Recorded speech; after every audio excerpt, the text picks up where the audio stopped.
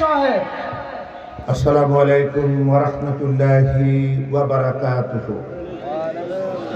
নাহমাদুহু ওয়া নাস্তাঈনুহু ওয়া নাস্তাগফিরুহু ওয়া নাউযু বিল্লাহি মিন শুরুরি আনফুসিনা ওয়া মিন সাইয়্যাতি আ'মালিনা। من يهد الله فلا مضل له ومن يضلل فلا هادي له ونشهد أن لا إله إلا الله وحده لا شريك له ونشهد أن سيدنا ونبينا وشفيعنا وحبيب ربنا وطبيب أرواحنا وقلوبنا محمدا عبد الله ورسوله الذي أرسله بالحق بشيرا ونذيرا وداعيا إلى الله بإذنه وسراجا منيرا. فقد قال الله تعالى في كلامه المجيد وفرقانه الحميد. আপনারা আমার সঙ্গে পড়ুন, আউযু বিল্লাহি মিনাশ শাইতানির রাজীম।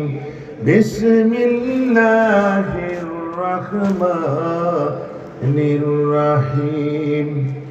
ربنا آتنا في الدنيا حسنة وفي الآخرة حسنة وقنا عذاب النار. إن الله وملائكته يصلون على النبي يا أيها الذين آمنوا صلوا عليه وسلموا تسليما. اللهم صل على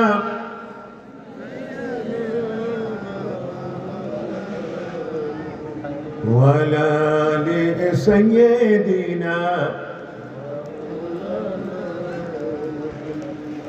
بلغ العلا بكماله كشف الدجى بجماله حسنت جميع خصاله صلوا عليه وآله. পয়েলগাছা সমাজ কল্যাণ পরিষদের উদ্যোগে আয়োজিত 18তম তাফসিরুল কোরআন মাহফিল 2025 10 ফেব্রুয়ারি পয়েলগাছা হাই স্কুল মাঠ, বরুড়া, কুমিল্লা এখানে আয়োজিত আজকের এই মাহফিলে সম্মানিত সুধী মণ্ডলী, দিনদার ইমানদার মুসলমান ভাইরা, পর্দার আড়ালে আমার সম্মানিতা মায়েরা, বোনেরা, মেয়েরা এবং এই শিশির স্নাত পরিবেশে উপস্থিত আমার অত্যন্ত স্নেহাস্পদ কচি কাঁচা শিশু, তরুণ, যুবকেরা, আসসালামু আলাইকুম ওয়া রাহমাতুল্লাহি ওয়া বারাকাতুহু।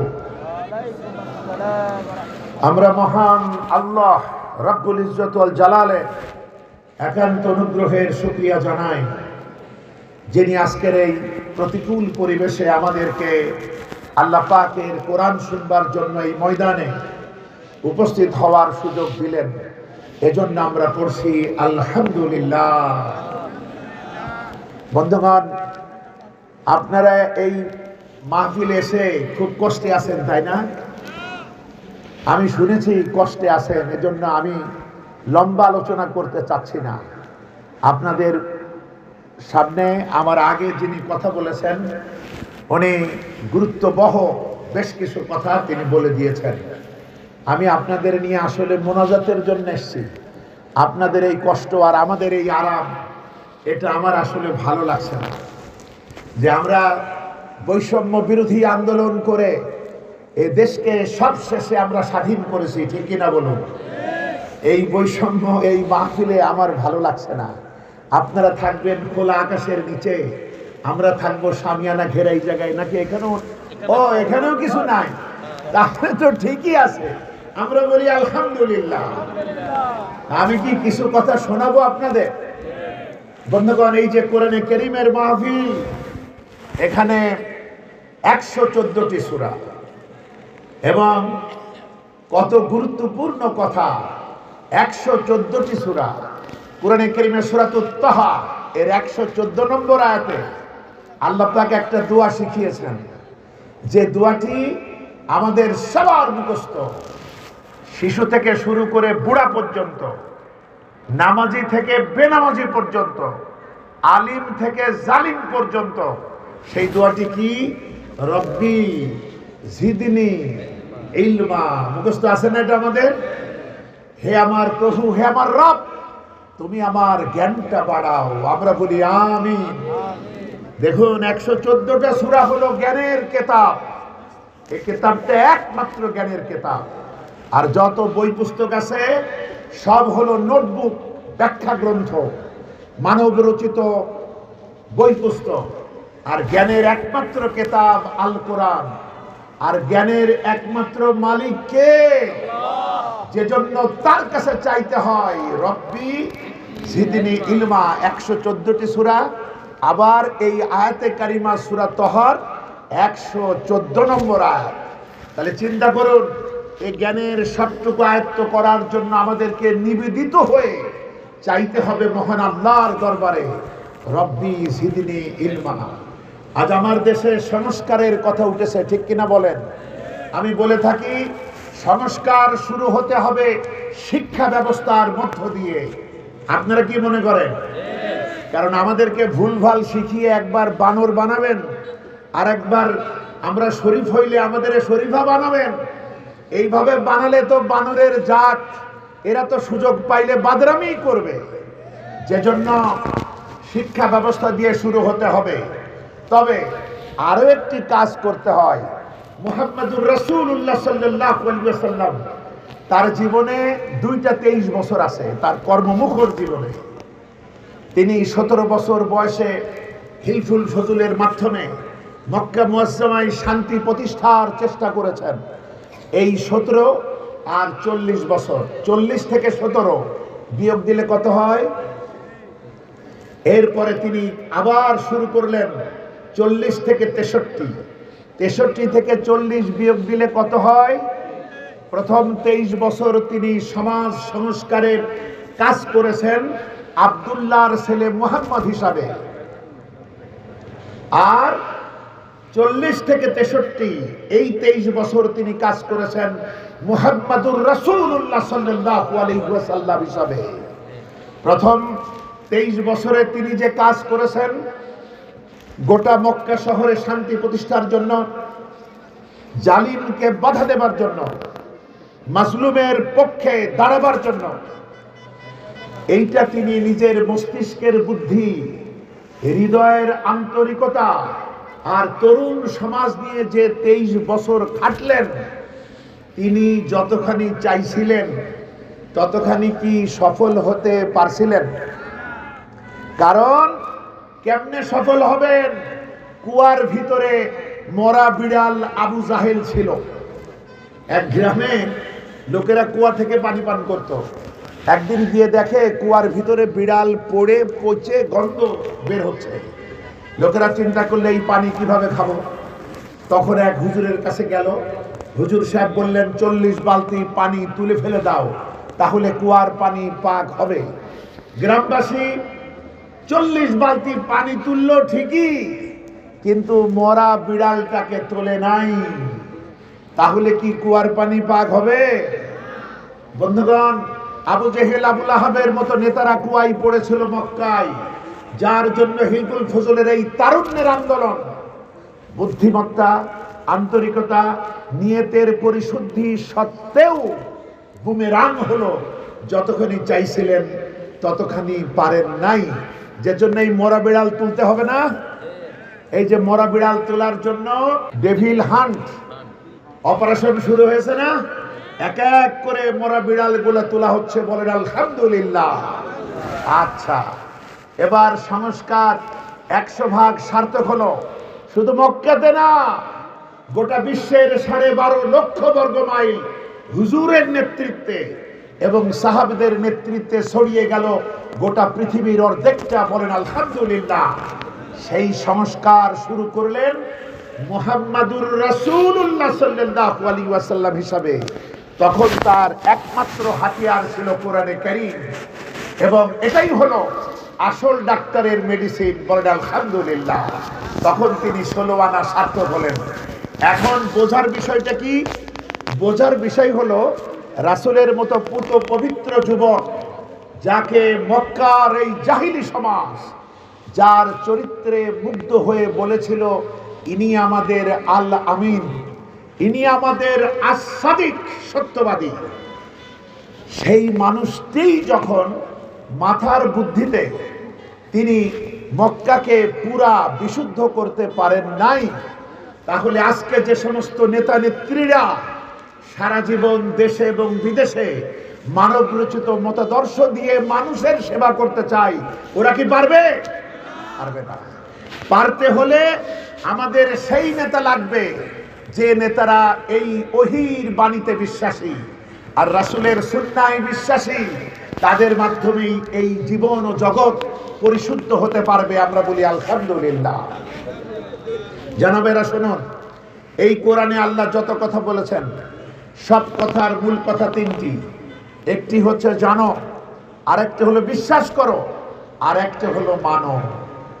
জানো মানে ইলম অর্জন করো, বিশ্বাস করো মানে ঈমান আনো, মানো মানে আমল করো। এর বাইরে কথা আছে নাকি ভাই? সুতরাং এটা জানতে হবে, বিশ্বাস করতে হবে, মানতে হবে। এটা জানার কিতাব, ঈমানের কিতাব এবং আমলের কিতাব। বলেন আলহামদুলিল্লাহ। বন্ধুগণ, নবীজি সারা জীবন ভোর এই বিশুদ্ধতার কাজ করেছেন। ধরুন এখন যদি এখানে কমিটি আপনাদেরকে খাওয়ায়, কাল সকালে আসে দেখা যাবে না যে এদিকে কিছু ভাত পড়ছে, কিছু তরকারি পড়ছে, কিছু হাড্ডি গুড্ডি পড়ছে। এইগুলা পরিষ্কার না করে নতুন কারো আবার বসানো যাবে? বিগত 55 বছর ধরে এ দেশে মানবাধিকারের নামে দানবের অধিকার বারে বারে কায়েম করা হয়েছিল। যে সংবিধান রচনা করা হয়েছিল, এ দিয়ে স্বৈরাচার এবং ফ্যাসিস্ট আমরা উপহার পেয়েছি। এবং বিগত 55 বছর শুনতে হয়েছে বিগত স্বাধীনতাটা নাকি প্রতিবেশী দাদা বাবুদের দান, যে জন্য অর্ধ শতাব্দী ধরে তার কাফারা ওদেরকে গোটা জাতিকে পরিশোধ করা লাগছে। এবার যে স্বাধীনতা পাইলাম, এটা আমাদের ছেলেদের হাতে মহান আল্লাহ তুলে দিলেন, যে জন্য এর সমস্ত দুনিয়াবি শুকরিয়া আমাদের ছেলে মেয়েদের প্রতি, আমাদের তরুণ এবং দামাল যুবক যুবতীদের প্রতি। কিন্তু আসল শুকরিয়া কার জন্য? আলহামদুলিল্লাহ পড়ি, জগতের কারো কাছে আমরা ঋণী নই। বন্ধুগণ, মহানবী মুহাম্মদুর রাসূলুল্লাহ সাল্লাল্লাহু আলাইহি ওয়াসাল্লাম হেরা গুহা থেকে যখন প্রথম ওহী পেলেন, নবীজি ভয় পাইছিলেন না? নবীজি ভয় পাইছিলেন না? তার কল্পনার বাইরে এক আলোকিত মহাপুরুষ তার সামনে দাঁড়িয়ে গেল, এক মহামানব। তিনি তাকে পড়তে বললেন। তিনি বললেন আমি পড়তে পারি না। সেই আগন্তুক মহানবীকে বারবার 3 বার তাকে চেপে ধরলেন বক্ষে, এত জোরে চাপ দিলেন মহানবীর মনে হলো জানটাই বেরিয়ে যায় কেনা। এরপরে তাকে জানিয়ে দেয়া হলো 5খানে আয়াত, ইকরা বিসমি রব্বিকাল্লাযী খলাক। পড়ো, কার নামে পড়ো? তোমার রবের নামে পড়ো। আজকে আমাদের পড়া আছে, কিন্তু রবের নামে পড়া আছে নাকি? যার কারণে এই সব দুনিয়াবি লেখাপড়া করে আল্লাহর উপরে 144 ধারা জারি করে দিয়ে এই দুনিয়ার এই সমস্ত লেখাপড়ায় যতই যিনি দক্ষ হইলেন, তিনি দক্ষতার সাথেই জনগণের আমানত খেয়ানত করলেন। যার কারণে আমাদের দীর্ঘদিনের দোয়া, যেটা আপনাদের সাথে নিয়ে পড়লাম, সূরা বাকারার 201 নম্বর আয়াত, রব্বানা আতিনা ফিদ দুনিয়া হাসানা ওয়া ফিল আখিরাতি হাসানা ওয়া কিনা আযাবান নার। হে আমাদের রব, তুমি আমাদের দুনিয়াতে কল্যাণ দাও আর আমাদের আখিরাতেও কল্যাণ দাও, আর জাহান্নামের পীড়াদায়ক আযাব থেকে আমাদের বাঁচাও। এই দোয়ার তিনটি অংশ, একটা দুনিয়ার কল্যাণ, দ্বিতীয় অংশ আখিরাতের কল্যাণ, 3 নম্বর জাহান্নামের আগুন থেকে বাঁচা। আচ্ছা, প্রথম অংশ দুনিয়ার কল্যাণ। আমরা কি দুনিয়ার কল্যাণ পাইছি ভাই? ছোটবেলা থেকে দোয়া করি, কবুল হয় নাই। আখিরাতের খবর কি? আখিরাতের কল্যাণ পাইতে হলে আখিরাতে গিয়ে তৈরি করা যাবে না। এই দুনিয়াতে যারা রব্বুল আলামিনের খেলাফতের দায়িত্ব পালন করবেন, তাদের জন্য আল্লাহ আপন হাতে আখিরাত সাজাবেন। সুবহানাল্লাহ। দুনিয়াতে কতটুকু কল্যাণ পাইলাম, কোর্টে গিয়ে দেখেন লক্ষ লক্ষ গায়েবী মামলা, ঠিক কিনা বলেন? বন্ধুগণ, দুনিয়ার কল্যাণ আমাদের হয় নাই, কি করে পাবো এই কল্যাণ?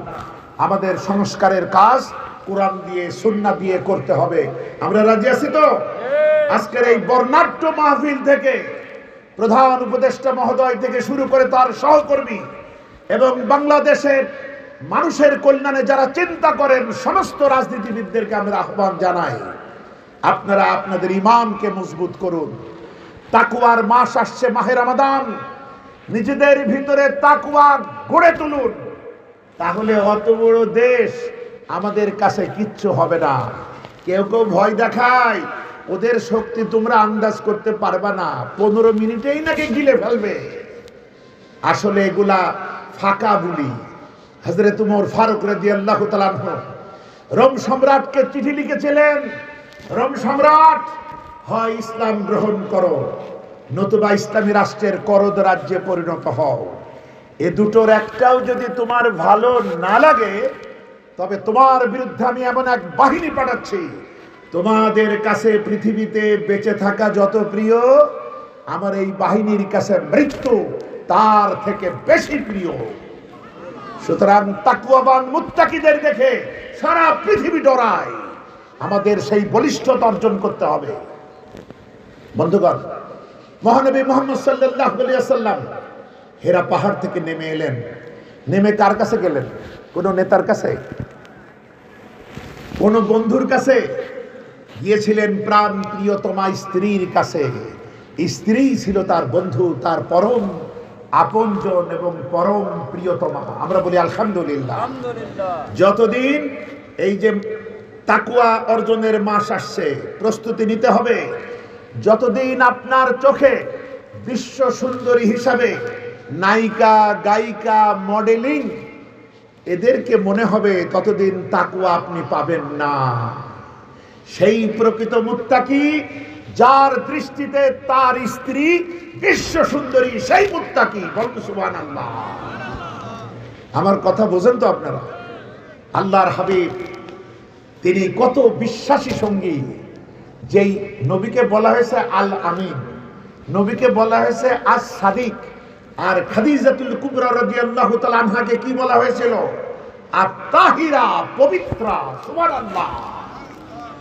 সোনাই সোহাগা, কি সুন্দর কম্বিনেশন। তিনি আমাদের মায়ের কাছে এলেন, এসে বলছেন কি? জাম্মিলুনি জাম্মিলুনি, আমি আমার জীবন সম্পর্কে আশঙ্কা করছি, আমি মনে হয় বাঁচব না, তুমি আমাকে তাড়াতাড়ি করে একটু কাপড় দিয়ে, কম্বল দিয়ে আচ্ছাদিত করো।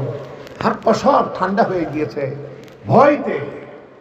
আমাদের আম্মাজান তাকে ভালো করে আরাম দিলেন। এরপর তিনি তাকে সান্ত্বনা দিচ্ছেন কিভাবে দেখুন। সহিহ আল বুখারী তাফসীরুল কোরআন অধ্যায়, হাদিস নাম্বার 4590 নম্বর হাদিস। আমাদের আম্মাজান কি বলছেন? তার এই কথার মধ্যে নবীজির ওই 17 থেকে 40, এই 23 বছরের পুরা কর্মমুখর জীবন উঠে আসলো। সুবহানাল্লাহ। কি মা ছিলেন, কি জীবন সঙ্গিনী ছিলেন তার জন্য। আল্লাহ পাক হযরতে খাদিজাতুল কুবরা রাদিয়াল্লাহু তাআলা আনহার মর্যাদা আরো বাড়িয়ে দিন। আমরা বলি আমিন। তিনি বলছেন, ওয়াল্লাহি, আমি আল্লাহর কসম করছি, ইন্নাকা লাতাসিলুর রাহিমা ওয়া তাসদুকুল হাদিসা ওয়া তাহমিলুল কাল্লা ওয়া তাকসিবুল মা'দুমা ওয়া তাকরিদ দাঈফা ওয়া তুইনু আলা নওয়াইবিল হক। আমি আল্লাহর নামে শপথ করে বলছি, আপনি আত্মীয়তার হক আদায় করেন। সুবহানাল্লাহ। ওই সমাজে সব ছিল চোর ডাকাত, আর সেই সমাজে আপনি আত্মীয়তার হক আদায় করেন, আপনি সদা সত্য কথা বলেন, আপনি অসহায়ের সহায় হন, যার কিচ্ছু নাই নিজে উপার্জন করে তার হাতে আপনি তুলে দেন, আপনি মেহমানদারি করেন। অন্য হাদিসে এসেছে আপনি আমানতদার। সব শেষে বললেন যারা সত্যের পতাকাবাহী আপনি তাদের পাশে পাহাড়ের মতো দাঁড়িয়ে থাকেন। আপনার মতো এত ভালো মানুষকে কখনো শয়তান ক্ষতি করতে পারে না। সুবহানাল্লাহ। তার পুরা জীবনে ছিল সংস্কারের জীবন। আমরা বলি আলহামদুলিল্লাহ। বন্ধুগণ, এরপরে তিনি নিয়ে গেলেন তাকে তৎকালীন আসমানি কেতাবের উপরে যিনি ছিলেন মহাপণ্ডিত, তার নাম ছিল ওয়ারাকা বিন নওফেল। তার কাছে নিয়ে গেলেন, গিয়ে তাকে বললেন দেখুন তো এর কি হলো। তিনি সব শোনার পর আনন্দে চিৎকার দিয়ে উঠলেন। বয়োবৃদ্ধ জ্ঞানবৃদ্ধ ওরাকা বিন নওফেল তিনি বললেন, আরে এ তো সেই ফেরেশতা যা মুসার উপর অবতীর্ণ হতো। আমি যদি সেই দিন পর্যন্ত বেঁচে থাকি তাহলে জীবন দিয়ে হলেও এই মক্কাবাসী যখন তোমাকে মক্কা থেকে বার করে দেবে আমি জীবন দিয়ে হলেও তোমার পাশে দাঁড়াবো, তোমার পক্ষাবলম্বন করব। মহানবী আনন্দ পেলেন না, তিনি ক্রমাগত চিন্তিত হতে লাগলেন। তিনি বললেন কি এই মক্কাবাসী আমাকে বার করে দেবে? এটা তিনি বিশ্বাস করতে পারছেন না, কারণ সবাই তো তারে ভালোবেসে আলামিন বলেছে, কেন তারা বের করবে? তখন ওয়ারাকা বলছেন, হ্যাঁ, তোমার পূর্বে যারা পৃথিবীতে এই ওহীর বাণী নিয়ে এসেছিলেন তাদের সঙ্গে তৎকালীন জাতি এই ব্যবহারটাই করেছে। সত্য এবং মিথ্যার দ্বন্দ্ব চিরন্তন, ঠিক কিনা বলেন? এর মধ্য দিয়ে আমাদের দুনিয়াও সুন্দর করতে হবে, আখিরাতও সুন্দর করতে হবে। ইসলাম শুধু ধর্মের নাম নয়, আপনার জীবনে যত সমস্যা আছে সকল সমাধানের কিতাব এই আল কোরআন। এটা আমার ব্যক্তি গঠন, পরিবার গঠন, সমাজ গঠন, রাষ্ট্র গঠন, বিশ্ব গঠন, একটা কমপ্লিট কোড অফ লাইফ। আমরা বলি আলহামদুলিল্লাহ। এবং জগতের যত মতাদর্শ সব দুনিয়ার কথা বলে, মানবাধিকারের বুলি আওড়াই, কিন্তু আসলে দানবদের অধিকার রক্ষা করে। আর এই কোরআন কিভাবে কবুল হবে এবার শুনুন। সাহাবীদের দুনিয়াও সুন্দর ছিল, সাহাবীদের আখিরাতও সুন্দর। আমি কি ঠিক বললাম? তিলকা দারুল আখিরাতু নাজআলুহা লিল্লাযিনা উলুওয়ান ফিল আরদি ওয়ালা ফাসাদা ওয়াল আকিবাতু লিল মুত্তাকিন। আখিরাতের সেই চূড়ান্ত ঘর আমি তাদের জন্যই সুন্দর করে দেব, যাদের জন্য যারা এই পৃথিবীতে নিজেদের ডঙ্কা বাজায় না, নিজের বড়াই নিজে করে না, আর পৃথিবীতে বিপর্যয় সৃষ্টি করে না, আর শুভ পরিণাম কেবল মুত্তাকিদের জন্যই। বলেন সুবহানাল্লাহ। বন্ধুগণ, আমাদের লেখাপড়া, আমাদের শিক্ষা ব্যবস্থা ঠিক করতে হবে। ছোটবেলায় আমরা অঙ্ক শিখছিলাম 100 টাকায় 50 টাকা এক বছরের সুদ হইলে 1 লক্ষ টাকার এক বছরের সুদ কত? ওই দিনে আমরা বুঝেছি সুদ যত খাবো তত লাভ হবে, ঠিক কিনা বলেন? বন্ধুগণ, অথচ হারামে বরকত হয় না। দেখেন না দেশে কত কুকুর ঘুরে বেড়ায়, প্রতি বছর 10টা 12টা করে বাচ্চা দেয়। যে হারে বাচ্চা দেয় ওই হারে যদি বাঁচত, কুকুরের ঠেলায় আমরা মসজিদে আসতে পারতাম না, আলাদা কাপড় নিয়ে আসতে হতো। কিন্তু যে হারে বাঁচে, যে হারে জন্মায় সে হারে মরে। অথচ গরু সারা বছর একটা বাচ্চা দেয়, আর কিভাবে আমরা সবাই মিলে খাই। তারপরও বাড়িতে বাড়িতে গরু, ঠিক না ভাই? হালালে বরকত হয়, সুদে কেমনে বরকত হবে? অথচ অঙ্কটা তো এমনও হতে পারতো 100 টাকায় এক বছরে 2.5 টাকা জাকাত হলে 1 লক্ষ টাকার এক বছরের জাকাত কত? আমরা অঙ্ক শিখতাম, জাকাতও শিখতাম। বলেন আলহামদুলিল্লাহ। আমাদের অঙ্ক শিখালো 1 কেজি দুধের মধ্যে 5 কেজি পানি মিশাইয়া বিক্রি করিলে কত লাভ হইবে। আমরা দুর্নীতি শিখে ফেললাম। বন্ধুগণ, ইচ্ছা করলে ভালো করা যায়। আপনাদের একটা গল্প শোনাবো, একটা দেখার ইচ্ছা করলে কিভাবে ভালো করা যায়। আরব বিশ্বের ছোটদের একটা বই দেখলাম, সেই বইতে একটা গল্প, সুন্দর একটা কার্টুনের ছবি আঁকানো। ছবি দেখলে বাচ্চারা মজা পায়। ওই রকম একটা লম্বা গাছ, তার উপর একটা মোরগ বসা, আর দূর থেকে একটা শিয়াল এসছে। এসে বলছে, মোরগ ভাই আসসালামু আলাইকুম। মোরগ বলছে, ওয়ালাইকুম আসসালাম। শিয়াল বলছে, মোরগ ভাই কেমন আছো? মোরগ বলছে, আলহামদুলিল্লাহ ভালো আছি, তুমি কেমন আছো? শিয়াল বলছে, আলহামদুলিল্লাহ আমিও ভালো আছি। এইবার শিয়াল পণ্ডিত বলছে, মোরগ ভাই, দুজনের দেখা হলে সালাম দিতে হয়, এটা বিরাট ফজিলতের কাজ। তাই আমরা তো এই সোয়াব পাইলাম, কিন্তু দুজনের দেখা হলে একটু মুসাফাও করতে হয়, একটু কোলাকুলিও করতে হয়, রাসূলের সুন্নাত আদায় হবে, কত ভালো হবে। তুমি একটু নেমে আসো না, দুজন একটু মুসাফা করি, একটু কোলাকুলি করি। মোরগ বলছে, শিয়াল ভাই, মোরগেরও মাথায় ঘিলু ছিল। মোরগ বলছে, শিয়াল ভাই হবে তো ভালোই, আজকে আমি বড্ড ক্লান্ত, আজকে সালামি থাক, আরেকদিন দেখা যাবে। শিয়াল চিন্তা করলো কাজ হলো না, কিন্তু নাছোড় শিয়াল। এরপরে বললো, মোরগ ভাই, মানে একটু তেল দিল, তেল।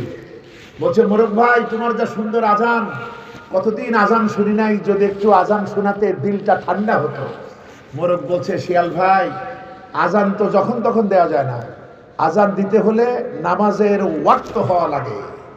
শিয়াল বলছে, আল্লাহ পাক বলেছেন সবরকারীকে আল্লাহ ভালোবাসেন, আমি নামাজের ওয়াক্ত হওয়া পর্যন্ত সবর করিলাম। এরপর এক সময় নামাজের ওয়াক্ত হলো, মোরগ আর কি করে, মোরগ শেষে আজান দিল। শিয়াল এবার প্রশংসা করলো, দিলটা জোড়ালো, মোরগ ভাই, তবে একা একা নামাজে বেশি সোয়াব নাই, জামাতের সাথে নামাজ পড়লে 27 গুণ সোয়াব। তুমি একটু নেমে আসো না ভাই, দুজন মিলে একটু জামাতে নামাজ পড়ি, একটু বিরাট সোয়াবের অর্জন করি। তখন মোরগ বলছে, শিয়াল ভাই, নামাজের জামাত হতে হলে কমসে কম 3 জন লাগে, তা আমরা তো মোটেই 2 জন, দেখি আর কারো পাই কিনা। মোরগ এবার উপর থেকে চারিদিকে দেখে বলল, শিয়াল ভাই খবর ভালো, আমি দেখতেছি দূর থেকে আমার কুকুর ভাই সাহেব আসছেন, তিনি নামাজের ইমামতি করবেন, আমরা পিছনে ইক্তেদা করব, কেমন হবে কও?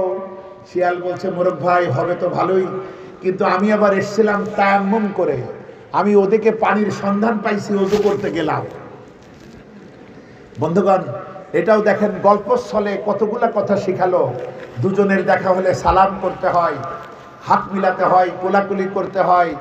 এরপরে সাবর অবলম্বনকারীকে আল্লাহ ভালোবাসেন, নামাজের ওয়াক্ত হলে আজান দিতে হয়, এরপরে জামাত হলে 3 জন লাগে, যদি তায়াম্মুম করা থাকে, পানির সন্ধান পেলে তায়াম্মুম নষ্ট হয়, ইচ্ছা করলে কতগুলো কথা শেখানো যায় ছোটবেলা থেকেই। বলেন সুবহানাল্লাহ। আমার ভাইরা, আমার মা বোনেরা, ইসলামের স্বর্ণালী যুগে তখন পুরুষ লোক তো দূরের কথা, মহিলারা পর্যন্ত এতখানি উচ্চ শিক্ষিতা হয়েছিলেন, তাওহীদের ভিত্তিতে, রিসালাতের ভিত্তিতে, আখিরাতের ভিত্তিতে। এমন মহিলাও সে যুগে পাওয়া গিয়েছে যেসব মহিলারা কোনো কথা বললে কোরআন থেকে কথা বলতো। বলেন সুবহানাল্লাহ। আল্লামা দেলওয়ার হোসেন সাইদি রাহমাতুল্লাহ আলাইহি, আল্লাহ পাক তার বারজাকের এই জীবনকে তার রহমতে ভরপুর রাখুন, আমরা বলি আমিন। তার নাম জানে না পৃথিবীতে কেউ আছে নাকি? আচ্ছা, আজ থেকে 1000 বছর আগে ওরকম একজন আলেম ছিলেন, যিনি একই সঙ্গে মুহাদ্দিস, একই সঙ্গে মুফাসসির। তার নাম জানে না এ জামানায়ও কেউ নাই। সুবহানাল্লাহ। হযরত আব্দুল বিন মুবারক রাহমাতুল্লাহ আলাইহি, তিনি হজে গেছিলেন। আরেকটু বলি, তিনি কত বড় আলেম ছিলেন। তিনি যখন তার দেশ ছেড়ে ভিন্ন জায়গায় হিজরত করে গেলেন, তার দেশের ওলামারা তার স্মরণে কবিতা রচনা করছিল। ইজা সারা আব্দুল্লাহ মিন মারউ লাইলাতান সারা আনহা নূরহা ওয়া জামালুহা। আব্দুল্লাহ যখন আমাদের এলাকা ছেড়ে চলে গেলেন, আমাদের এলাকার সৌন্দর্যই চলে গেল। আল্লামা সাইদির বিদায়ে যেভাবে সারা পৃথিবীর মানুষ কেঁদেছে, এভাবে নিজের বাপ মরলেও কাঁদে না, ঠিক কিনা বলে? ইজা যুকিরাল আখিয়ারু ফি বালদাতিন ফাহুম আনজুমুন ওয়া আনতা হিলালুহা। আমাদের দেশের ওলামারা ছিলেন আকাশের তারকার মতো, আব্দুল্লাহ বিন মুবারক ছিলেন আকাশের পূর্ণিমার চাঁদের মতো। এত বড় আলেমে দ্বীন, সাহেবে ইলম। হজ শেষ, তিনি কাবার দিকে এগোচ্ছেন। সাধারণ লোকেরা তো হজ শেষ হলে বাড়ির দিকে ব্যাক করে, কতদিন নাতিপুতি দেখি নাই, বউটারে দেখি নাই, বাড়ির দিকে যায়। আর আল্লাহওয়ালা লোকেরা তাদের প্রেমের দাবিতে আল্লাহর ঘরকে নিরিবিলি পাইতে চায়। হাট বাজারে প্রেম জমে নাকি? জমে না। প্রেমের জন্য নিরিবিলি কোন লাগে? হযরত আব্দুল্লাহ তাই কাবার দিকে যাচ্ছেন। আমার ভাইরা, আমার মা বোনেরা ভালো করে শুনুন। হযরত আব্দুল্লাহ বিন মুবারক রাহমাতুল্লাহ আলাইহি কাবা শরীফের কাছাকাছি হয়ে দেখতে পেলেন কাবার ছায়ায় একজন বৃদ্ধা মতো মহিলা চাদর মুড়ি দিয়ে শুয়ে আছেন। তিনি চিন্তা করলেন, মহিলা কি মারা গেল নাকি? নইলে তো এইভাবে একাকী এখানে থাকার কথা না। মহিলা বেঁচে আছে কিনা বুঝবার জন্য হযরতে আব্দুল্লাহ তাকে সালাম দিলেন, আসসালামু আলাইকুম। সালামের জবাব ওয়া আলাইকুমুস সালাম না হয়ে ওই মহিলা কোরআনে কারীমে সূরা ইয়াসিনের 58 নম্বর আয়াতে কারিমা তেলাওয়াত করে সালামের জবাব দিলেন, সালামুন কাওলাম মির রাব্বির রহিম। পরওয়ারদিগারের পক্ষ থেকে তোমার উপরে শান্তি বর্ষিত হোক। হযরত আব্দুল্লাহ থমকে গেলেন, এরকম জবাব তো কোনোদিন শুনি নাই। তিনি এবার প্রশ্ন করলেন, আম্মা, হজ শেষ হয়ে গিয়েছে, লোকেরা যার যার বাড়ির পথে চলতেছে, আপনি এখানে পড়ে আছেন কেন একাকী? এই প্রশ্নের জবাবে মহিলা সূরাতুল আরাফের 186 নম্বর আয়াতখানা তেলাওয়াত করে এই প্রশ্নের জবাবও দিল। মহিলা পড়ল, মাইয়ুদলিলিল্লাহু ফালা হাদিয়া লা। রব্বুল আলামিন আল্লাহ যদি কাউকে পথ হারা করেন, তুমি তার জন্য কোনো পথ পাইতে পারো না। অর্থাৎ মহিলা বলতে চাইলো, আমি পথ হারিয়ে ফেলেছি, আমাকে এখন কে পথ দেখাবে?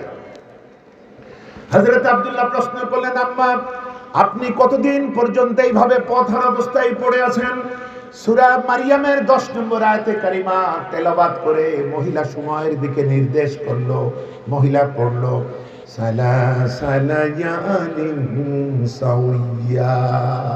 তিন দিন 3 রাত চলে গেছে, আমি এখানে পথ হারা অবস্থায় পড়ে আছি। হযরত আব্দুল্লাহ প্রশ্ন করলেন, আম্মা, 3টা দিন চলে গেল, ক্ষুধা লাগলে আপনি কি খাবার খান? খাবার কে দেয় আপনারে? খাবার কোথায় পান? এই প্রশ্নের জবাবে মহিলা কোরআনে কারীমে সূরাতুশ শুআরার 79 নম্বর আয়াতে কারিমা তেলাওয়াত করে এই প্রশ্নের জবাবও দিয়া দিল। ওই মহিলা পড়ল, ওয়াল্লাযী হুয়া ইউতঈমুনিহি ওয়া ইয়াসকিন। তিনি আল্লাহ, যিনি আমার পানাহারের বন্দোবস্ত করেন। হযরত আব্দুল্লাহ চিন্তা করলেন, এত বড় আলিম হয়ে আমি মাতৃভাষায় কথা বলি, আরে কোন মহিলা কোনো কথাই তো মাতৃভাষায় বলে না, আল্লাহর কালাম থেকে অনবরত কথা বলে। এবার তিনি প্রশ্ন করলেন, আম্মা, কি নাকি খেয়েছেন? আমার কাছে খাবার আছে, মেহেরবানি করে খাবারটুকু খান। মহিলা খাবারটা দেখে কোরআনে কারীমের সূরাতুল বাকারার 187 নম্বর আয়াত থেকে তেলাওয়াত করে আপত্তি জানালেন। মহিলা পড়লেন, সুম্মা আতিম্মুস সিয়ামা ইলাল লাইল। সন্ধ্যা হওয়া পর্যন্ত তোমরা রোজাকে পূর্ণ করো। অর্থাৎ মহিলা বলতে চাইলো, আমি রোজা রাখছি, আমি সন্ধ্যার আগে কিছু খাবো না। হযরত আব্দুল্লাহ বললেন, আম্মা, এটা তো ফরজ রোজা না, এরপরে সফরের হালতে ফরজ রোজাও তো বাদ দেওয়া যায়। আপনি কি নাকি খেয়েছেন, রোজাটা ভাঙেন, মেহেরবানি করে খাবারটুকু খান। ওই মহিলা কোরআনে কারীমে সূরাতুল বাকারার 184 নম্বর আয়াতে কারিমা তেলাওয়াত করে পুনরায় আপত্তি তুললেন, ওয়া আনতাসুমু খায়রুল লাকুম ইন কুনতুম তাআলামুন। এরপরও যদি তোমরা রোজা রাখো তবে আল্লাহ তা জানবেন এবং তোমাদেরকে পুরস্কৃত করবেন। সুতরাং আমি খাবারের লোভে আমি রোজা ভাঙবো কেন? হযরত আব্দুল্লাহ চিন্তা করলেন, আশ্চর্য মহিলা তো। তখন তিনি প্রশ্ন করলেন, আম্মা, আপনার বাড়ি কোথায়? মুহাদ্দিসের ধারণা বুড়ি তো কোনো গ্রামের নাম বলতে পারবে না, এবার বোধহয় মাতৃভাষায় বলবে। কিন্তু এই মহিলা কোরআনে কারীমের 17 নম্বর সূরা সূরা বনী ইসরাঈল এর প্রথম আয়াতখানা তেলাওয়াত করে বাড়ির দিক নির্দেশনা জানালো। মহিলা পড়ল সুবহানাল্লাযী আসরা বিআবদিহি লাইলাম মিনাল মাসজিদিল হারামি ইলাল মাসজিদিল আকসা। পবিত্র সেই সত্তা যিনি তার বান্দাকে রাতের এক অংশে সফর করিয়েছিলেন মসজিদুল হারাম থেকে মসজিদুল আকসা পর্যন্ত। এই আয়াতে কারিমা তেলাওয়াত করে মহিলা বলতে চাইল, আমি এসেছিলাম মসজিদুল হারামে কাবাতে হজ করার জন্য, বাড়ি আমার বাইতুল মাকদাস, মসজিদুল আকসা জেরুজালেমে, সুবহানাল্লাহ, অর্থাৎ ফিলিস্তিনে আমার বাড়ি। আমার ভাইরা, হযরত আব্দুল্লাহ চিন্তা করলেন এত বড় একজন বিদুষী মহিলাকে এইভাবে রাস্তায় ফেলে যাওয়া ঠিক হবে না।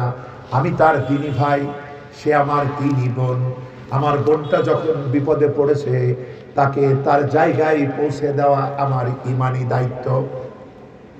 তাই তিনি প্রস্তাব দিলেন, আম্মা আপনি যদি রাজি হন তাহলে আমি আপনাকে আমার উটের উপরে করে আপনাকে আপনার বাড়ি পর্যন্ত পৌঁছে দিয়ে আসি। ওই মহিলা এবার এই প্রস্তাবের জবাবে সূরাতুল বাকারার 197 নম্বর আয়াত থেকে তেলাওয়াত করে সম্মতি জানালো।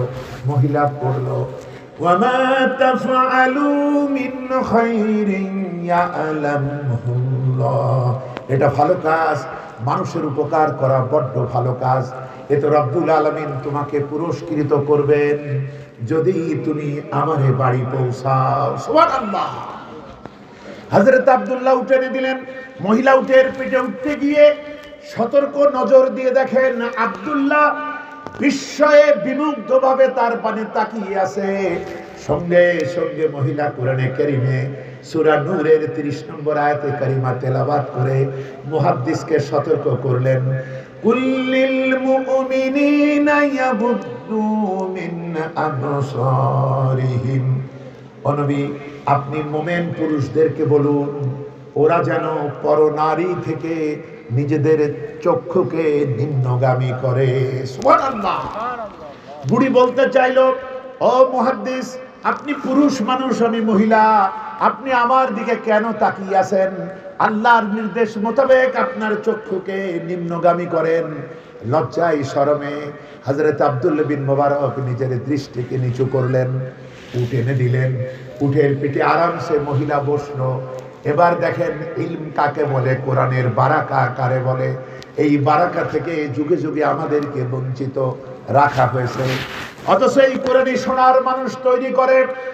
উতারে কারে গারে হেরাসে সুয়ে কম আয়া और एक नुस्खे किमिया सतलाया। বিশ্বনবী হেরা পাহাড় থেকে নেমে এলেন, সাথে নিয়ে এলেন এই নুসখায়ে কিমিয়া, পরশ পাথর। এটা যখন সন্ত্রাসী যুবক উমরের গায়ে ছোঁয়ায়ে দিলেন, উমর আর সন্ত্রাসী রইল না, উমর ফারুকে পরিণত হলো। সুবহানাল্লাহ। সরল সহজ ব্যবসায়ী মানুষ, বন্ধু মানুষ আবু বকর, তার কালবে যখন এটা ছোঁয়ায়ে দিলেন, আবু বকর হয়ে গেল সিদ্দিক আকবর। বলেন সুবহানাল্লাহ। যারা ছিল নারী সতীত্বের জম, ওরা হয়ে গেল নারী সতীত্বের পাহারাদার। যারা মানবতার সম্পদকে লুট করত, এর ছোঁয়ায় তারা নিজেদের কষ্টার্জিত সম্পদ মানুষের দুয়ারে দুয়ারে বিলাতে লাগলো। সুবহানাল্লাহ। হযরত আব্দুল্লাহ বিন মুবারক উটের দড়ি টানতে টানতে সুদূর জেরুজালেমের পথে রওনা হলেন ফিলিস্তিনের দিকে। কিন্তু নিজের ভিতরে চিন্তা, আমি কেমন আলেম হইলাম, আমি তো কোরআন থেকে কথা বলতে পারি না, আর এই মহিলা কিভাবে কথা বলে দেখি। এবার তিনি প্রশ্ন করছেন, আম্মা আপনার কি সন্তানাদি আছে নাকি? ওই মহিলা প্রশ্নের জবাবে সূরাতুল কাহফের 46 নম্বর আয়াতে কারিমা তেলাওয়াত করে এই প্রশ্নের জবাবও দিলেন, আল মালু ওয়াল বানুনা জিনাতুল হায়াতিদ দুনিয়া। সন্তান আর ধন সম্পদ এটা দুনিয়ার জীবনের সুখ আর সৌন্দর্য। আল্লাহ এর থেকে আমাকে বঞ্চিত করেন নাই। সুবহানাল্লাহ। হযরত আব্দুল্লাহ বলছে, আম্মা সন্তানদের নামগুলা কি একটু বলেন তো।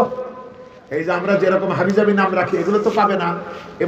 এবার হয়তো মাতৃভাষাই বলবে। কিন্তু ওই বিদুষী মহিলা আগে থেকেই তা ঠিক করেছে।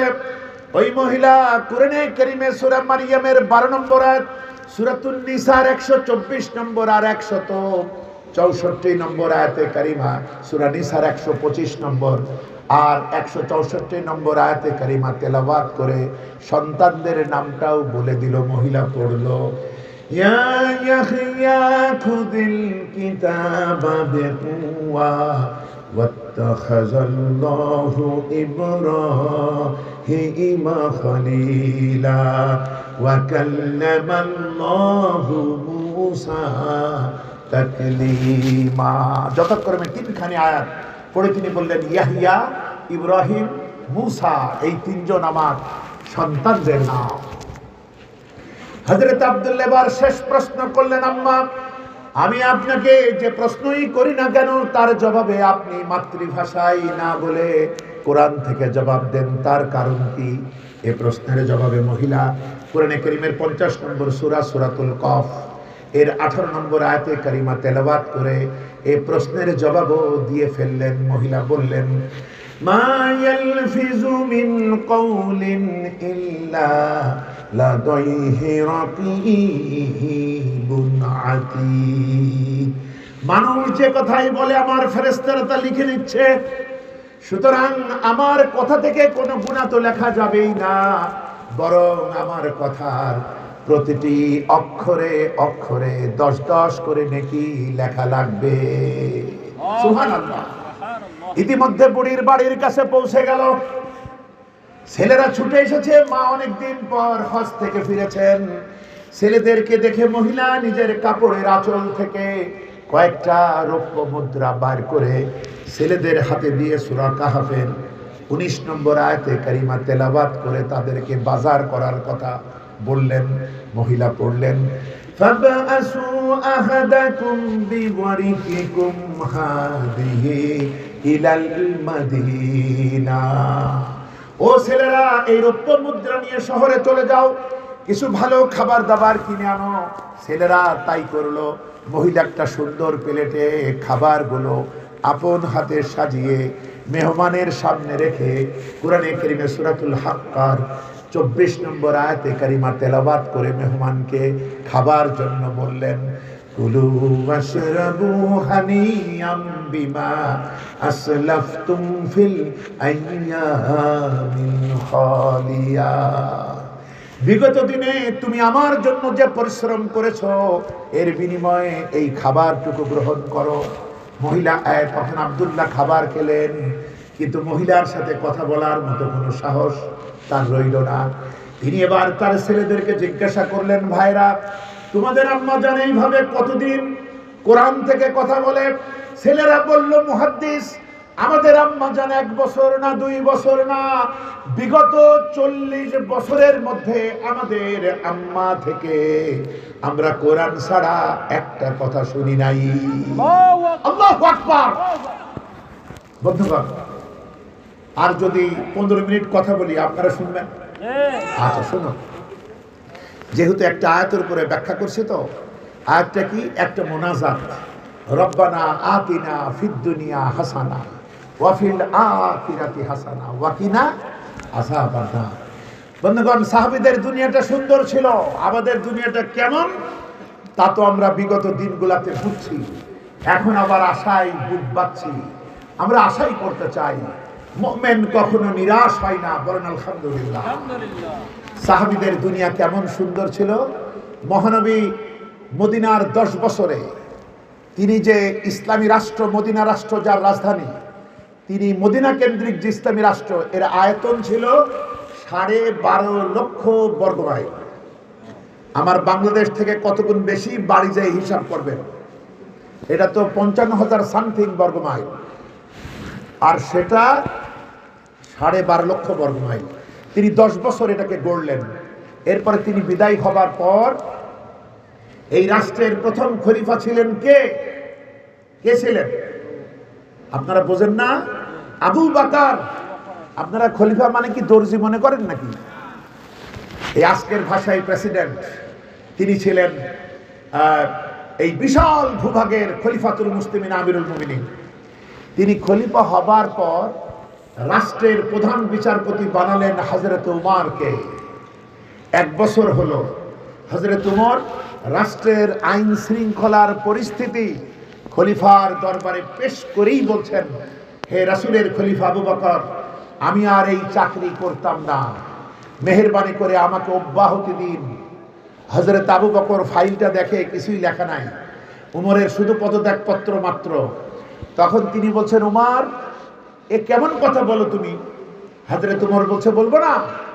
1 বছর এই বিশাল ভূভাগের প্রধান বিচারপতির দায়িত্ব পালন করলাম, 2টি মানুষ পেলাম না, বাদী আর বিবাদী, যারা আমার কাছে ন্যায় বিচারের জন্য মামলা দায়ের করবে। সুবহানাল্লাহ, দুনিয়াটা কেমন সুন্দর হয়েছে। হযরত আবু বকর বলছেন যে এটা কেন হলো উমর? হযরত উমর ব্যাখ্যা দিচ্ছেন যে, হে রাসূলের খলিফা আবু বকর শুনুন, গোটা দেশবাসীর আদর্শ হলো আদ-দীনুন নাসিহা। এরা পরস্পরের কল্যাণ কামনা করে, কেউ কারো কল্যাণ কামনা করে না। আমরা কি করি? কল্যাণ কামনা করি, তাই না? আচ্ছা, এদের এক ভাই যদি অসুস্থ হয় 10 জন ছুটে আসে সেবা করার জন্য।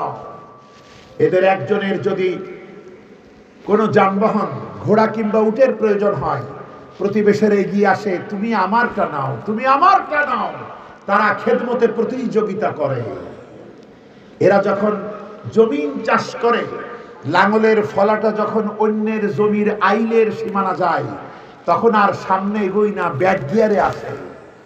হে রাসূলের খলিফা আবু বকর, এই যখন গোটা দেশবাসীর মানসিক অবস্থা, তখন আপনি বলেন এরা কোন দুঃখে একজন আরেকজনের বিরুদ্ধে মামলা দায়ের করবে? আল্লাহু আকবার। বন্ধুগণ, আমাদের কথা আর কি বলবো? বন্ধুগণ, শেষ কথা, শান্তি পেতে হলে কি করতে হবে, এই দোয়া কবুল হতে হলে কি করতে হবে, এটা বলেই দোয়া। 2টা বানর রুটি চুরি করছিল একটা।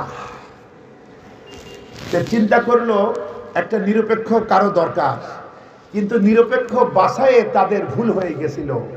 ওরা ওদের পেটের চাইতে বড় পেট আলাদা, তার কাছে ভাগের জন্য গেছিল। সেটা হলো তাদের বংশের বড় ভাই হনুমানজি।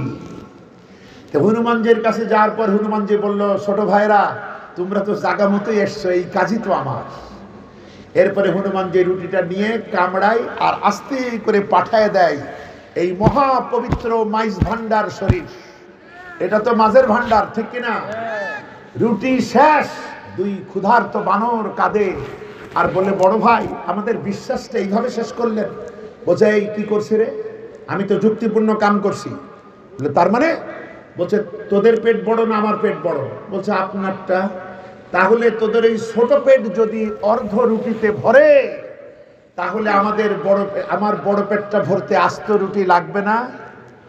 বন্ধুগণ, বানরেরা ঠকলো কেন?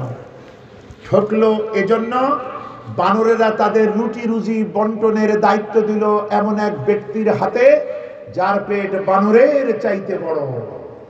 আজকে বিশ্ব মানবতা তাদের খাদ্য, বস্ত্র, শিক্ষা, চিকিৎসা, বাসস্থান এবং নিরাপত্তার ব্যাপারে, মানবাধিকারের ব্যাপারে ঠকছে কেন?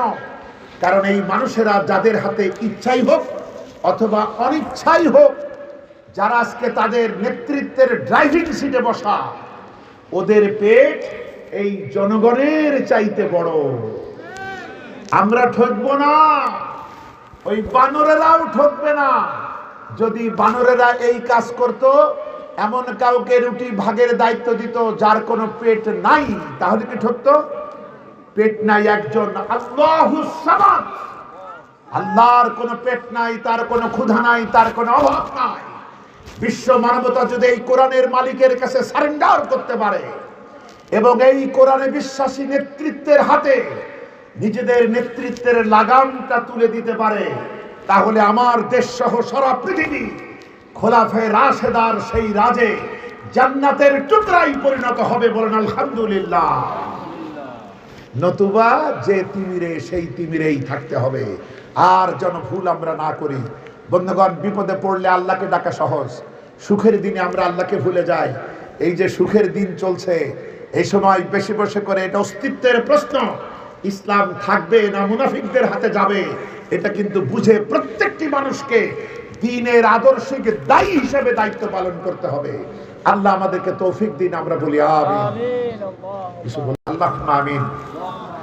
ربنا ظلمنا أنفسنا وإن لم تغفر لنا وترحمنا لنكونن من الخاسرين ربنا لا تزغ قلوبنا بعد إذ هديتنا وهب لنا من لدنك رحمة إنك أنت الوهاب رب ارحمهما كما ربياني صغيرا رب ارحمهما كما ربياني صغيرا ربنا هب لنا من أزواجنا وذرياتنا قرة أعين واجعلنا للمتقين إماما রব্বুল আলামিন এই পয়েলগাছা হাই স্কুল ময়দানে অনুষ্ঠিত 18তম তাফসীরুল কোরআন মাহফিল পয়েলগাছা সমাজ কল্যাণের উদ্যোগে সর্বস্তরের মানবতার মহাব্বতে যে অনুষ্ঠিত হলো, রব্বুল আলামিন তুমি মেহেরবানি করে মাহফিলকে কবুল করে নাও। রব্বুল আলামিন এই মাহফিলে যারা পরামর্শ দিয়েছেন, অর্থনৈতিক সহযোগিতা দিয়েছেন, আল্লাহ তুমি তাদেরকে দুনিয়া ও আখিরাতে সহযোগিতা দান করো। যারা পরিশ্রম করেছেন, আলো দিয়েছেন, প্যান্ডেল সাজিয়েছেন, সুন্দর সাউন্ড সিস্টেম দিয়েছেন, ভিডিও দিয়েছেন, লাইভ করেছেন, আল্লাহ তুমি প্রত্যেকের হালাল রিজিকে তুমি বারাকা দান করে দাও। রব্বুল আলামিন ইকরাম ভাই, আল্লাহ অল্প দিনের পরিচয়, কিন্তু অল্প দিনেই আমরা এতখানি আপন হয়েছি যে জন্য তার আহ্বান ফেলতে পারিনি। ছুটে এসেছি, তার এলাকা দেখে গেলাম, মানুষের সবর ধৈর্য সবই দেখলাম। রব্বুল আলামিন তুমি আমাদের এই সম্মানিত সুপ্রিয় ইকরাম ভাইয়ের প্রতি রহম করো। তার বড় ছেলেটা হঠাৎ করে অ্যাক্সিডেন্ট করে আহত, আল্লাহ হাফেজে কোরআন হয়েছে, তুমি তাকে মেহেরবানি করে সুস্থতা দান করো। ছোট ছেলেটার প্রতিও রহম করো। তাদের সবাইকে তাদের পরিবার পরিজন নিয়ে তাকে সামাজিক দায়িত্ব পালন এবং সুস্থতার সাথে সুখে থাকার তৌফিকটুকু দান করে দাও। রব্বুল আলামিন তার সাথী সঙ্গী সবার প্রতি তুমি রহম করো। যে হেলাল ভাইয়ের কথা বললেন, আল্লাহ তার প্রতি রহম করো। রব্বুল আলামিন এ অঞ্চলে একজন সভাপতি ছিলেন যার নাম ছিল বাশার, লোকমান ভাই, এরা দুজনই আল্লাহর কাছে চলে গেছেন। আল্লাহ পাক তাদের গুনাহগুলি মাফ করে নেক আমলগুলিতে বারাকা দান করুন। রব্বুল আলামিন এই শিশির সিনাত ঘাসের উপরে উন্মুক্ত আকাশের নিচে তোমার এই বান্দাগুলি, আল্লাহ তোমার বান্দা বান্দিরা, আল্লাহ এইভাবে করে নীরব নিস্তব্ধ হয়ে তারা কোরআনে কারীম শুনেছে। আল্লাহ আমাদের এই আশা বসা কষ্ট করাটা কিয়ামতের কঠিন দিনে নাজাতের জারিয়া বানিয়ে দাও। আল্লাহ এদের কেউ যেন অসুস্থ না হয়, তৌফিক তুমি দান করে দাও। রব্বুল আলামিন এই মঞ্চে ইসলাম আন্দোলনের দায়িত্বশীলেরা ছিলেন, আছেন, আল্লাহ তরুণেরা আছেন, কমিটির লোকেরা আছেন, আল্লাহ প্রত্যেকের দিলের জায়েজ আশাগুলি তুমি কবুল ও মঞ্জুর করে নাও। রব্বুল আলামিন আমিন। রব্বুল আলামিন আমাদের গাছগুলি ভরে বরকতের ফল ফলাদি দাও, আমাদের মাঠগুলি ভরে বরকতের ফসলাদি দাও, আমাদের কলিজা ভরা ঈমান ও তাকওয়া তুমি দান করে দাও। রব্বুল আলামিন আমাদের মায়েদের, বোনদের, মেয়েদের এ জামানার খাদিজা, আয়েশা, ফাতিমা হওয়ার তৌফিক দান করে দাও। আমাদের শিশু তরুণ যুবকদের আল্লাহ হযরতে খালিদের মতো, হযরতে আলীর মতো, হযরতে উমরের মতো, হযরতে হামজার মতো দ্বীনের পক্ষে বলিষ্ঠ ভূমিকা রাখার তৌফিকটুকু দান করে দাও। আমরা যারা অসুস্থ তাদের সুস্থতা দাও, আমরা যারা ঋণগ্রস্ত তাদের ঋণ পরিশোধের তৌফিক দাও। আল্লাহ আমার মায়েদের, বোনদের, মেয়েদের অসুস্থতা দূর করে দাও। স্বামী সংসার সন্তান নিয়ে সুখে শান্তিতে বাস করার তৌফিক দাও। রব্বুল আলামিন আমার বড় ভাই আমার সঙ্গী হয়ে এত দূর এলাকার মাহফিল দেখতে এসেছেন আলহাজ আব্দুস সাত্তার সাহেব, আল্লাহ তুমি মেহেরবানি করে তিনি আমাকে বড্ড স্নেহ করেন। আমার এই ভাইটিকে তুমি সুস্থতা দান করে দাও, পরিবার পরিজন নিয়ে সুখে শান্তিতে বাস করার তৌফিক দাও। আমার ছোট ভাই আবু তাহের মোহাম্মদ শামসুদ্দিন, রব্বুল আলামিন দীর্ঘদিন থেকে আমাকে অত্যন্ত ভালোবাসে, শ্রদ্ধা করে। রব্বুল আলামিন তুমি সব জানো। রব্বুল আলামিন আমার এই ভাইটি অসুস্থ এবং একটি বিশেষ কারণে মর্মপীড়ায় আছেন। রব্বুল আলামিন তার বিপদ আপদগুলি মেহেরবানি করে দূর করে দাও। তোমার রহমতের চাদরে তাকে রাখো আল্লাহ।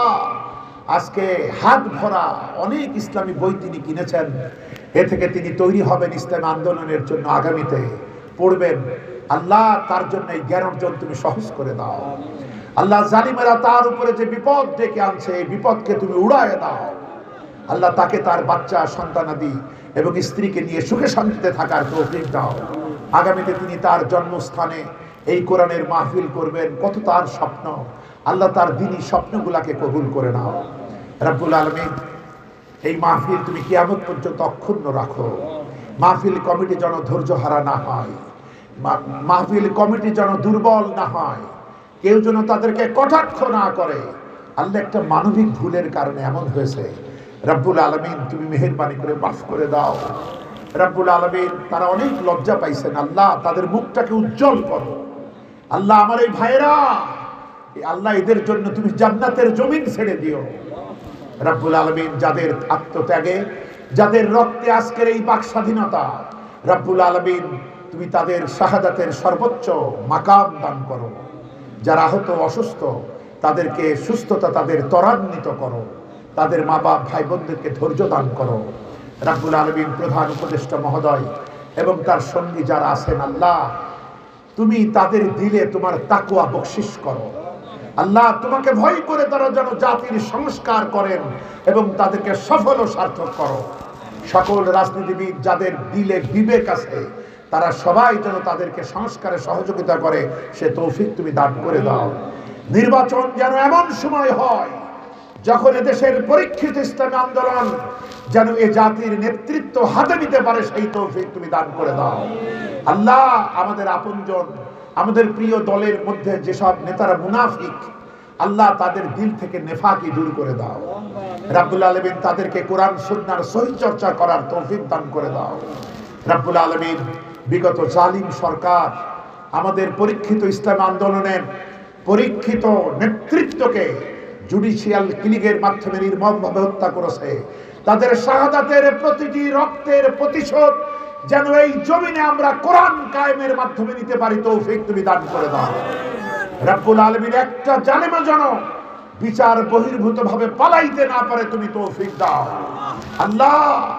মাসলুম মুসলমানেরা আয়না ঘরে গুম অবস্থায়, মুমূর্ষ অবস্থায়, বন্দী অবস্থায় আমাদের মাসলুম নেতৃবৃন্দ এবং সাথী সমর্থক কর্মীবৃন্দ এবং মুসলিম ভাই বোনেরা তোমার কাছে যে ফরিয়াদ করেছে, তুমি মেহেরবানি করে তা কবুল করেছো। তাই তো আজকের এই স্বাধীনতা আল্লাহ, এই স্বাধীনতার যোগ্য হকদার, যোগ্য হক যেন আমরা আদায় করতে পারি, তৌফিক দান করে দাও রব্বুল আলামিন। দেশে বিদেশে ইসলামের জন্য যারা নির্যাতিত নিষ্পেষিত, তাদের সম্মানজনক মুক্তির বন্দোবস্ত করে দাও। আপনাদের এই পবিত্র মোনাজাতের মধ্যে আমি আপনাদের এক নগণ্য খাদেম, আমার অনেক অসম্পূর্ণতা আছে, লিকেজ আছে। আল্লাহ যেন দিনের খাতিরে এটাকে পরিপূর্ণ সঠিক করে দেন আল্লাহ। কাছে আরেকটু দোয়া আপনাদের কাছে চাই, আমার আব্বা আম্মা কেউ পৃথিবীতে আজ আর নাই, আল্লাহ যেন তাদেরকে মাফ করে দেন। আমার ছোট্ট সংসার আছে, সন্তানাদি আছে, পরিবার আছে, আল্লাহ যেন তাদেরকে নিয়ে, আমি যেন তাদেরকে নিয়ে আল্লাহর সন্তুষ্টি অর্জনে সক্ষম হই, এই দোয়াটুকু করবেন রব্বুল আলামিন। যে দোয়া আমি এই মানুষগুলা থেকে নিলাম, আমি তাদের জন্য এই দোয়া ছেড়ে দিলাম আল্লাহ, তুমি তাদের জন্যও তাই করো।